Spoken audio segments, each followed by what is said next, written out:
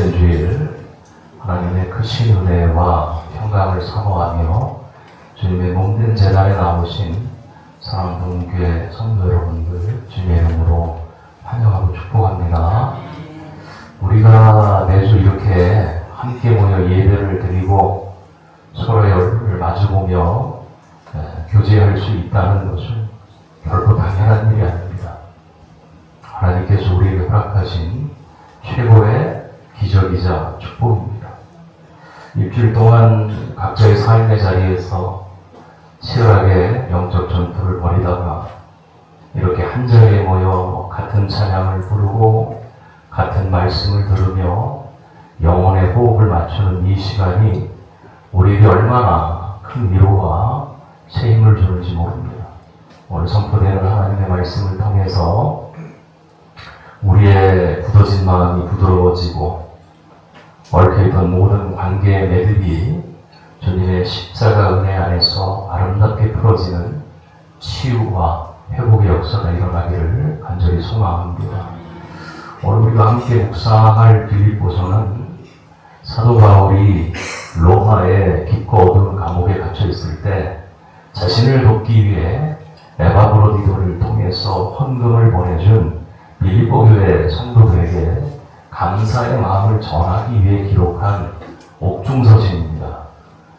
감옥이라는 가장 절망적인 상황 속에서 쓰인 편지임에도 불구하고 빌립보서 전체에는 기쁨이라는 단어가 무려 16번이나 등장을 합니다. 그래서 우리를 이 빌립보서를 가리켜서 기쁨의 서신이라고 부릅니다. 그러니까 바울에게 있어서 빌립보 교회는 생각만 해도 미소가 지어지고 하나님께 감사가 되는 그야말로 바울의 기쁨이요 면류관과도 같은 너무나도 자랑스럽고 사랑스러운 교회였습니다. 사도행전 16장을 보면은 이 빌립보 교회가 어떻게 세워졌는지 그 놀라운 탄생의 역사가 기록이 되어 있습니다. 아시아로 가서 복음을 전하려 했던 바울의 길을 성령께서 막으셔요. 그리고 밤에 마게도냐 사람의 풍성을 보여주시며 바다를 건너 유럽의 첫 반문인 빌립보로 바울을 이끄셨습니다. 그곳에서 바울은 안식일에 기도할 곳을 찾다가 강가에서 자색 옷감 장사 루디아를 만나게 되고 주님께서 루디아의 마음을 열어 복음을 받아들이게 하시지요. 그래서 빌립보 교회에 첫 씨앗이 심어집니다. 한밤중에 바울과 그래서 이후에 귀신 들린 여종을 고쳐주었다가 감옥에 갇히게 되지만 한밤중에 바울과 실라가 찬송하고 기도할 때 지진이 일어나서 옥문이 열리고 그 사건을 통해 간수와 그의 온 가족이 세례를 받는 기적이 일어납니다.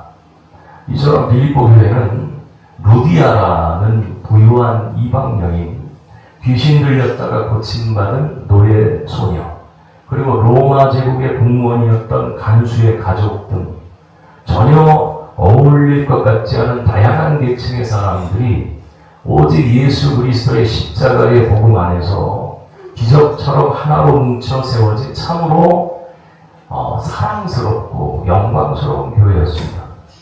그런데 이렇게 바울의 자랑이자 기쁨이었던 빌립보 교회 안에도 바울 사도가 감옥에서 편지를 써서 급하게 다루어야만 했던 아주 심각하고 치명적인 문제가 하나 숨어 있었습니다. 그것은 외부로부터 오는 로마 제국의 박해나 이단들의 율법주의적 공격보다 훨씬 더 교회의 근간을 흔드는 무서운 문제였습니다. 바로 교회의 핵심 리더들 사이에서 발생한 깊은 갈등과 분열의 문제였습니다. 오늘 본문 2절에서 바울은 그 갈등의 중심에 서 있는 두 사람의 이름을 정확하게 호명을 합니다. 그러면서 편지의 결론부를 향해 나아가는데 2절 같이 읽겠습니다. 내가 로디아를 보내고 순교를 보내노니 주 안에서 같은 마음을 품으라.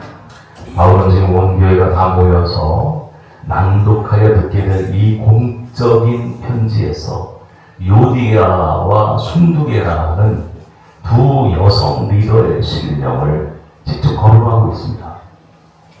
당사자들의 입장에서는 온 성도들 앞에서 자신의 이름이 불리며 책망과 권면을 받는 이 순간이 얼마나 당혹스럽고 부끄러웠겠습니까?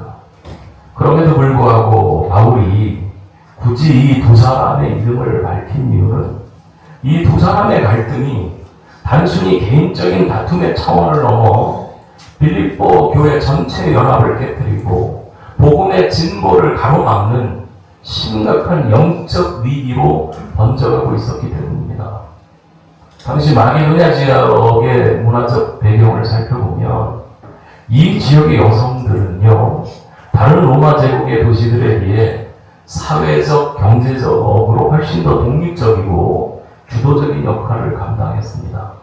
자주장사 루디아가 자기 집을 내주어 교회가 시작되었던 것처럼 학자들은요, 성경학자들은 요디아와 순두계 역시 각자 자기의 집을 가정교회로 내어주며 모임을 이끌었던, 그러니까 막강한 영향력을 가진 리더들이었을 것이라고 추측을 합니다.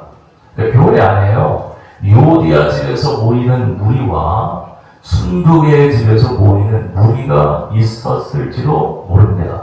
그렇기에 두 기둥과도 같은 리더가 흔들리고 다투기 시작하자 교회의 지붕 전체가 무너져 내릴 만큼 치명적인 분열의 위기가 찾아온 겁니다.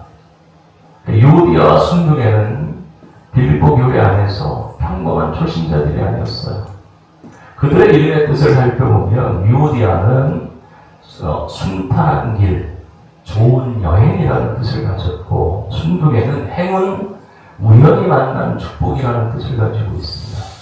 그러니까 이들은 이름의 뜻만큼이나 교회 안에서 존경받고 많은 영향력을 미치던 훌륭한 일꾼들이었어요.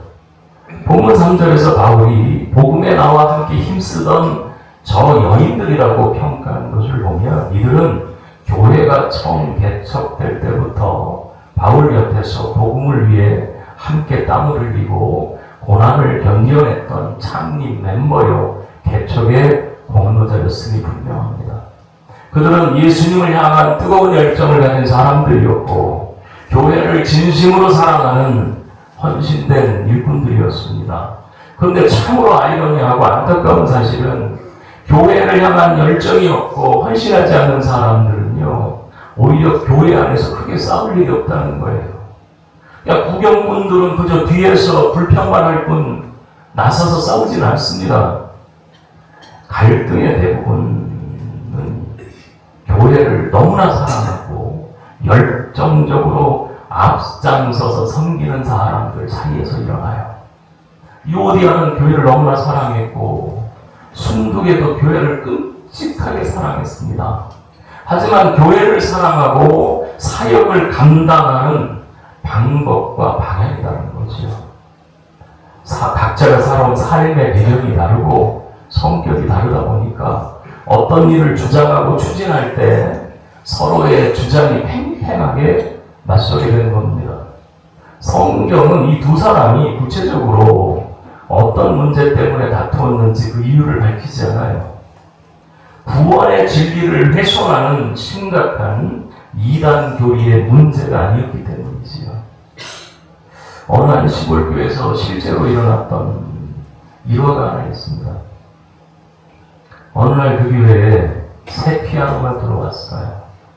그런데 이 피아노를 강대상 오른쪽에 둘 것인가 왼쪽에 둘 것인가 성도들 간의 의견이 팽팽하게 갈렸습니다. 오른쪽을 주장하는 성도들은 원래부터 찬양대는 오른쪽에 있었으니까 당연히 피아노도 오른쪽이어야 된다고 주장을 했고, 왼쪽을 주장하는 성도들은 예배당의 구조와 동선상 왼쪽이 훨씬 자연스럽다고 맞섰습니다. 처음에는 아주 단순한 방법의 차이였지만 이 논쟁은 점차 자존심 싸움과 주도권 다툼으로 번졌습니다. 내가 밀리면 영적 전쟁에서 지는 것이라는 이상한 착각에 빠져버렸어요. 급기야 서로를 향해 야, 저쪽 사람들은 기도를 안 해서 영적이지 못하다. 또 교회를 제멋대로 쥐고 흔들려고 한다. 날선 비난을 쏟아내기 시작했고, 결국 교회는 오른쪽 파와 왼쪽 파로 완전히 두동강나고 말았습니다. 갈등을 이기지 못한 절반의 성도들이 교회를 떠나요. 길 건너편에 새로운 교회를 세웠습니다. 세월이 흘러 두 교회 성도들은 자신들이 처음에 도대체 왜 갈라졌는지 그 진짜 이유조차 가물가물해진 채 그저 서로를 향한 미움과 상처만 안고 신앙생활을 이어갔다고 합니다. 여러분, 아니 강대상 위에 피아노 위치가 뭐가 그렇게 중요합니까? 그리스도의 생명 같은 피로 맺어진 형제 자매가 서로가 서로를 향해 등을 돌리고 그것 때문에 교회를 찢어지게 만든다는 거예요. 내 취향과 내 방식을 하나님의 뜻이라는 거창한 이름으로 교묘하게 포장해가지고 상대방을 굴복시키려고 할 때 우리는 예수의 몸인 교회를 찢어밟기는 엄청난 죄를 짓게 되는 거예요. 유오디아와 순두개의 갈등도 이와 별반 다르지 않았을 겁니다. 아마도 예배의 순서를 어떻게 할 것인가, 구제 운동을 누구에게 먼저 흘려보낼 것인가 하는 아주 현실적이고 사소한 방법론의 차이였을 겁니다. 그러나 처음에는 작은 의견 충돌로 시작되었던 다툼이 내가 옳다는 것을 증명하기 위해 상대방의 약점을 들춰내고 험담하기 시작했을 때 기쁨과 감사가 충만했던 빌립보 교회는 어느새 차가운 냉기와 긴장감이 감돌기 시작했습니다. 아무리 뜨겁게 찬양하고 완벽한 예배를 드린다고 해도요, 예배당 한가운데 서로를 향한 미움과 냉소가 자리 잡고 있다면 그것은 결코 하나님이 기뻐하시는 성전이 될 수 없어요. 바울은 이 치명적인 영적 질병을 치료하기 위해 감옥에 쇠사슬이 묶인 채로 피를 토하는 심정으로 두 사람을 향해 호소하고 있는 거예요. 바울이 이 문제를 다루는 목회적인 태도를 가만히 들여다보십시오. 그는 내가 유오디아를 권하고 순두개를 권하노니 라고 말을 해요. 헬라어 원문을 보면 권한다, 파라칼레오라 그러거든요. 유오디아, 이 권한다는 건요, 유오디아 앞에도 순두개 앞에도 각각 동일하게 반복되어 사용되고 있습니다. 이것은 바울이 어느 한 사람의 편을 들지 않고 철저하게 중립적 위치에서 두 사람 모두를 똑같이 존중하며 간절하게 권면하고 있음을 보여줍니다. 만약에 바울이 아니 유오디아 집사님 이번에 양보하시죠 라거나 순두개 권사님 이거 권사님이 틀렸어요 라고 시시비비를 가리려고 했다면 교회는 더 큰 분란에 휩싸였을 겁니다. 교회 안에서 일어나는 관계의 갈등은 법정에서 재판하듯 잘잘못을 따져서 해결되는 거 결코 아니에요. 옳고 그름을 명확하게 밝혀냈어요. 그래서 한 사람의 무릎을 꿇린다 한들 상처받은 마음은 결코 회복되지 않습니다. 교회는 은혜를 잃어버리게 돼요. 그래서 바울은 누가 옳고 그른지 판결을 내리는 대신에 그보다 훨씬 더 높고 위대한 영적인 해결책을 제시해요. 그것이 바로 주 안에서 같은 마음을 품으라 명령입니다. 여러분, 같은 마음을 품으라는 것은 모든 생각과 의견을 군대처럼 획일적으로 통일시키거나 나와 다른 상대방의 의견에 억지로 불복하라는 뜻이 아니에요. 하나님은 우리를 각각 다른 기질과 은사를 가진 다양하고 아름다운 존재로 창조하셨습니다. 나와 생각이 다르고 기질이 다른 건요, 틀린 게 아니에요. 교회를 더욱 풍성하게 만드는 축복입니다. 그렇다면 다름을 간직한 채 어떻게 같은 마음을 품을 수 있을까요? 그 비밀은 바로 어디 안에서? 주 안에서예요. 여기에 숨어 있는 거예요. 그러니까 주 안에서 나는 것은 우리의 생각과 판단의 영원한 기준점이 되시는 예수 그리스도의 십자가 안으로 함께 들어오라는 거예요. 그래서 바울이 이미 빌립보서 2장 5절에서 너희 안에 이 마음을 품으라. 그 누구의 마음이니? 그리스도 예수의 마음. 이렇게 선포한 바 있어요. 유오디아가 품어야 될 마음은 유오디아의 억울함과 자존심이 아니에요. 예수님의 마음이에요. 순두개가 품어야 될 마음도 자신의 정당한 주장이 아니라 그리스도의 마음이에요. 그럼 예수님의 마음은 어떤 마음입니까? 근본 하나님의 본체시나 하나님과 동등됨을 취할 것으로 여기지 아니하시고 오히려 자기를 비워 종의 형체를 가지사 사람들과 같이 되셨고, 자, 십자가에 죽으시기까지 복종하신 그 한없는 자기의 비움과 낮아짐의 마음이란 말이에요. 우리가 서로 싸우는 진짜 이유는 예수님처럼 밑으로 내려가 자기를 비우려 하기보다 끊임없이 위로 올라가서 인정받고 대접받으려는 나의 자아가 시퍼렇게 살았기 때문에 그렇습니다. 교회 안에서 내 주장이 강해지고 내 뜻대로 일이 풀리지 않으면 어때요? 막 분노가 치밀어오를 때가 있어요. 여러분, 그럴 때 우리가 잠시 멈춰서서 시선을 돌려 십자가에 달리신 예수 그리스도를 바라봐야 됩니다. 천지 만물을 창조하신 창조주께서 나 같은 흉악한 죄인을 살리시기 위해 당신의 모든 신적인 영광과 권리를 포기하시고 발가벗겨드신 채 십자가에서 피 흘리며 침뱉음을 당하셨어요. 그 거대하고 압도적인 십자가의 은혜와 사랑을 내 가슴 깊이 묵상할 때 우리는 비로소 알량한 내 자존심과 고집이 하나님 앞에서 얼마나 헛되고 부끄러운지를 깨닫게 됩니다. 내가 옳다는 교만, 내 방식대로 해야만 되는 이 아집을 십자가에 온전히 못 박아야 됩니다. 주님이 나를 끝까지 용납하신 것처럼 나도 내 곁에 있는 형제와 자매의 연약함을 다시금 그 다름을 품어주는 거예요. 우리는 다른 걸 틀렸다고 해요. 다른 걸 인정을 해야죠. 그것이 바로 주 안에서 같은 마음을 품는 유일한 길입니다. 우리의 시선이 나 자신을 향해 있을 때는 끝없이 부딪힙니다. 그러니까 우리 모두가 십자가라는 동일한 목적지를 향해 시선을 고정할 때 교회는 비로소 온전한 연합을 이루게 될 줄로 믿습니다. 그런데 바울이요, 유오디아와 순국의 두 사람의 영적인 결단만을 요구하면서 끝내지 않아요. 이어지는 3절에서 바울은 교회의 연합을 회복하기 위한 또 하나의 아주 중요하고 현실적인 원리를 제시합니다. 3절 읽겠습니다. 또 참으로 나와 은혜를 같이 하는 일이 필요하니 몸에 나와 함께 있으던 저의 일을 돕고 또한 그의 누와 그의 하나의 경자를 도우라.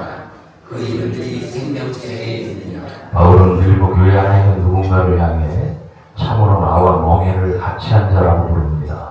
그러니까 갈등하고 있는 저 여인들 곁에서 적극적으로 도울 것을 간곡하게 부탁하고 있는 거예요. 그러니까 바울이 사용한 멍에를 같이 한 자라는 표현에는 아주 깊은 영적인 의미가 담겨 있어요. 고대 근동의 농경사에서 밭을 갈 때 두 마리의 소에게 하나의 큰 멍에를 씌웁니다. 보통 힘이 세고 밭을 가는 경험이 많은 어미소와 아직 힘이 부족하고 미숙한 송아지를 한 멍에 매어서 묶어가지고 밭을 갈게 해요. 근데 미숙한 송아지가 이리저리 날뛰거나 꾀를 부리고 주저앉으려고 해도요, 어미소가 묵묵히 그 멍에 묵직한 그 하중을 온몸으로 감당하면서 이 바른 길로 나아가면 결국 송아지도 그 길을 따라가며 밭을 갈 수 있는 지혜입니다. 그러니까 바울은 지금 교회의 성숙한 지체들을 향해서요, 갈등으로 인해 영적으로 길을 잃고 방황하는 유오디아와 순두의 곁으로 다가가서 그들의 무거운 멍에를 함께 메어주라고 부드럽게 권면하고 있는 겁니다. 여러분, 교회 안에서요, 누군가가 다투고 갈등할 때 대다수의 당시의 사람들은 그 문제에 얽히기 싫어가지고 멀찌감치 뒤로 물러나 방황하거나 아니면 뒤에서 수군거리면서 쉽게 판단하고 정죄하는 자리에 서기를 좋아합니다. 왜? 흙탕물이 튀는 것이 싫은 거예요. 그러나 그것은 결코 멍에를 같이 내는 자의 모습이 아닙니다. 진정한 영적 성숙은요, 함부로 판단하고 거리를 두는 것이 아니라 냄새나고 불평한 갈등의 한복판으로 기꺼이 들어가서 그들의 상처와 아픔을 내 아픔으로 여기고 눈물로 중재하는 거예요. 바울이 서여인들을 도우라고 할 때 사용된 헬라어 단어가요, 실람바로라고 합니다. 이 실람바로는 단순히 멀리서 충고하고 돕는 것이 아니에요. 함께 단단히 붙잡아 주다, 짐을 같이 짊어지다 라는 뜻을 가지고 있습니다. 한쪽에서 다른 쪽을 일방적으로 훈계하고 가르치려고 드는 것이 아니라 두 사람 모두의 손을 따뜻하게 붙잡고 그들의 상한 감정과 섭섭한 마음을 깊이 공감해주며 그들이 다시 십자가의 은혜를 바라볼 수 있도록 든든한 영적인 지지대가 되어주라는 말이에요. 이제 바울이 이 권면의 말씀을 가장 영광스럽고 가슴 벅찬 선포로 마무리 짓습니다. 아니, 우리가 왜 자존심을 꺾고 같은 마음을 품어야 하는지, 우리가 왜 남의 무거운 멍에를 피묻혀가며 대신 짊어지고 화해를 이루어야 되는지, 그 궁극적이고 영원한 이유를 3절의 마지막 문장에 이렇게 선포합니다. 같이 말하겠습니다. 그 이름들이 생명책에 있느니라. 아멘. 자, 이 말씀은 갈등의 소용돌이에 깊이 빠져 시야가 좁아진 유오디아와 순두개에 닫힌 영안을 번쩍 뜨게 만드는 영적인 천문소리와 같습니다. 당시 빌보 교회는 로마 제국의 식민지로서 그들이 사는 시민들은요, 이탈리아 로마 본토의 시민들과 동일한 특권, 로마 시민권을 누리면서 살았어요. 그들은 자신들의 이름이 로마 제국의 시민 명부에 기록되어 있다는 사실을 그 무엇보다 큰 자랑이자 생명과 같은 명예로 여겼습니다. 그러나 바울은 빌립보서 3장 20절에서 그러나 우리의 시민권 어디에 있는지라, 하늘에 있는지라 이렇게 선포를 합니다. 그러니까 썩어 없어질 이 땅의 시민권이 아니라 영원한 하나님 나라의 보죠. 그 생명책에 우리의 이름이 기록되어 있음을 상기시켰습니다. 여러분, 우리 주님께서 다시 오시는 그 마지막 심판의 날을 상상해 보십시오. 하나님 나라의 거대한 천국잔치가 열리고 구원받은 모든 백성들이 그 식탁에 빙 둘러앉아 어린 양의 혼인잔치에 참여하게 될 겁니다. 바울은 지금 유오디아와 순두개를 향해서 애타는 심정으로 묻고 있는 거예요. 지금 당장 눈앞에 있는 작은 방법의 차이, 그깟 알량한 자존심 때문에 서로를 미워하고 등을 돌리지 말아라. 여러분이 미워하고 있는 그 사람, 쳐다보기도 싫다고 밀어내는 그 형제와 자매의 이름이 바로 여러분과 똑같이 영원한 천국의 생명책에 나란히 기록되어 있다는 거예요. 여러분, 이 짧은 세상이 여전히 끝나면 저 영광스러운 천국잔치의 식탁에서 영원토록 얼굴을 마주보면서 영원히 함께 하나님을 찬양해야 될 가족들이에요. 생명책에 함께 기록되어 영원을 함께 나눌 식구들이 어찌 짧은 나그네 같은 땅에서 이토록 서로를 미워하며 찢어질 수 있다는 말입니까? 오해하지 마세요. 이렇게 미워하는 사람들이 우리 교회에 있는가 보다 오해하실 수 있는데, 제가 오늘 형제의 연합이라는, 교회의 연합이라는 주제로 기도하는 가운데 하나님이 말씀을 주셔서 다 우리로 하여금 하나님께서 권면하시고 깨닫게 하시는 거죠. 이러면 안 된다라는 반면교사로 우리에게 주신 말씀인 줄로 믿습니다. 그리고 우리 안에서, 우리가 이제 교회 안에서 의견이 맞지 않아 미워하고 속으로 밀어내는 사람들이 있을 거 아니에요. 내가 지금 굉장히 불편한 사람들이 있을 거 아니에요. 또 심지어는 미워하는 감정을 가진 사람이 있을 거 아니에요.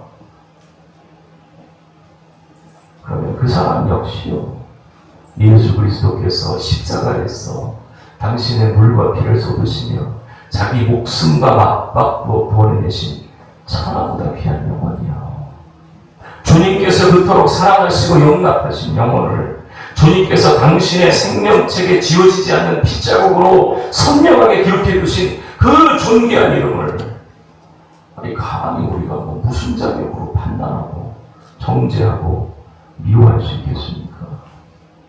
내 감정에 치우쳐 형제를 미워하는 것은 단순히 사람과의 관계가 틀어지는 것을 넘어 내 형제를 핏값으로 사신 주님의 십자가의 은혜를 멸시하고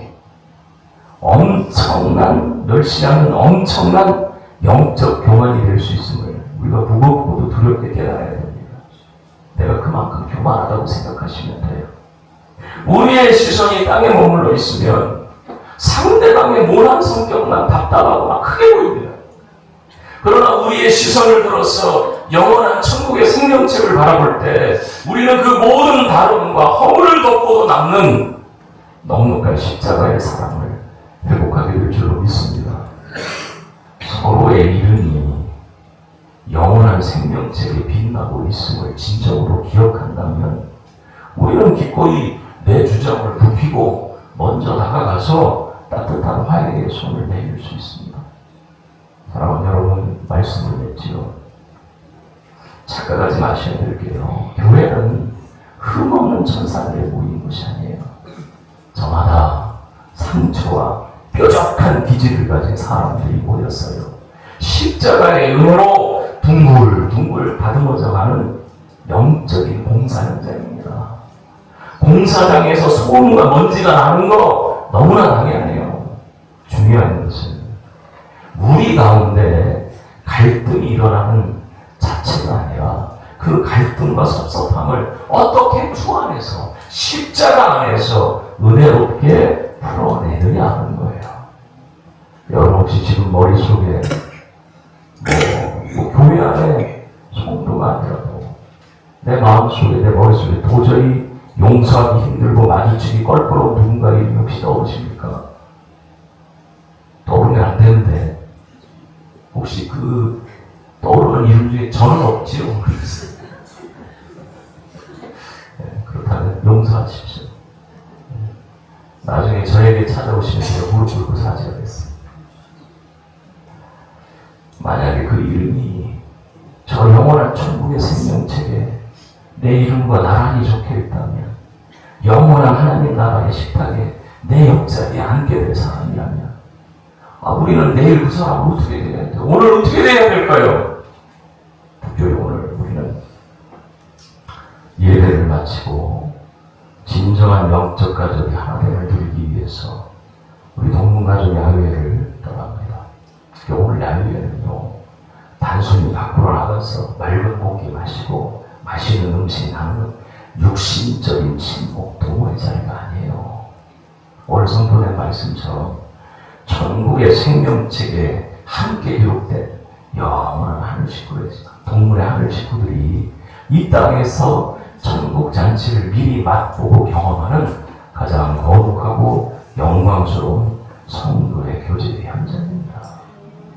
오늘 푸른 자연 속에서 함께 웃고, 오늘 조금 더울 수 있어요. 땀도 흘리고 또 밥도 먹고 또 시원한 또 맛있는 차도 한 잔씩 하면서 평소에 대화가 부족했거나 마음 한구석에 서먹함이 남아있던 지체가 있다면 오늘 바로 내가 먼저 다가가서 따뜻한 손을 내밀 수 있는 최고의 기회잖아요.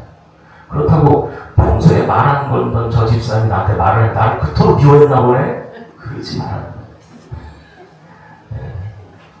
우리가 그동안 항상 목장 안에서만 교제하잖아요. 밥 먹는 사람들 안에서만 교제하잖아요. 항상 밥 먹는 사람들끼리만 먹잖아요. 네, 오늘은 식사하실 때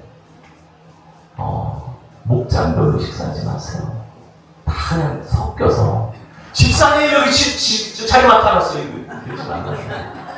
여기 그러지. 먼저 앉은 사람이 인정. 네. 새롭게 이렇게 섞여서 앉으세요. 아셨어요? 내가 볼 거예요. 다음 주에 딱 보면 또 그래서 그분들하고 식사했는지 아닌지 알아요. 네. 그래서 편안하게 일상적인 안부도 좀 나누시고 맨날 뭐 같이 밥 먹는 분들은 다 아시잖아요. 어떻게 사시는지. 이럴 때라도 좀 편안하게 안부도 좀 묻고 한상에 둘러 앉아 밥도 같이 먹는 그 자연스러운 성도의 교제 속에서 내가 먼저 마음의 벽을 허물고 다가가는 묵묵한 피스메이커가 뭔지 아세요? 화평을 만들어내는 사람이에요.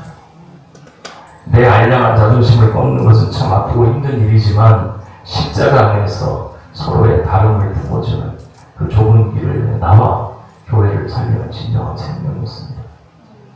세상의 헛된 세력 싸움을 멈추고 오늘 열리는 우리 동문가족 야유회가 서로의 무거운 멍에를 기쁘게 함께 메워주는 진정한 연합과 회복의 축제가 되기를 바랍니다. 그래서 우리 동문교회가 온전한 사랑과 일치의 길을 묵묵히 함께 걸어가는 가장 아름다운 영적인 가족으로 우뚝 서기를 부활이시오 생명이신 예수 그리스도의 이름으로 간절히 축원합니다. 기도하지요. 사랑과 은혜가 무한하신 하나님 아버지, 영원히 죽을 수밖에 없던 우리를 십자가의 피값으로 구원하여 주시고 우리 동문교회라는 거룩한 믿음의 공동체로 불러주셔서 하나의 가족이 되시기 하시니 참으로 감사합니다. 그러나 주님, 우리는 주님의 그 크신 용서와 은혜를 입었음에도 불구하고 여전히 내 자존심과 알량한 주장을 앞세우며 형제자매의 마음에 상처를 주고 교회의 연합을 깨뜨리려고 했던 완악한 죄인들입니다. 이 시간 우리의 교만함과 옹졸함을 십자가의 보혈로 씻어주시고 주여, 우리가 어떤 억울함과 의견의 차이 앞에서도 사소한 문제로 혈기를 부리지 않게 하시고 나를 위해 자기를 철저히 비우신 예수 그리스도의 마음을 품고 주 안에서 같은 마음을 이루게 하여 주옵소서. 비판하고 정죄하는 방관자가 아니라 갈등하는 지체들의 무거운 짐을 기꺼이 함께 짊어지는 따뜻한 화해자가 되게 하옵소서. 무엇보다 곁에 있는 형제자매들이 영원한 천국의 생명책에 나와 함께 기록된 존귀한 하늘의 가족임을 평생 잊지 않게 하사 우리가 먼저 다가가 마음을 열고 온전한 사랑의 길로 하나 되게 하여 주옵소서. 특별히 오늘 진행되는 동문가족 양회가 천국 식구들의 기쁨을 누리며 서로의 짐을 짊어지는 온전한 회복과 연합의 자리가 되게 하옵소서. 그래서 우리 광주 동문교회가 다툼과 분열로 어렵진 이 세상 속에서 참된 평안과 사랑과 일치를 보여주는 거룩한 복음의 증거가 되게 하옵소서. 우리를 화목하게 하시기 위해 십자가에서 모든 것을 내어주신 우리 주 예수 그리스도의 이름으로 간절히 기도합니다.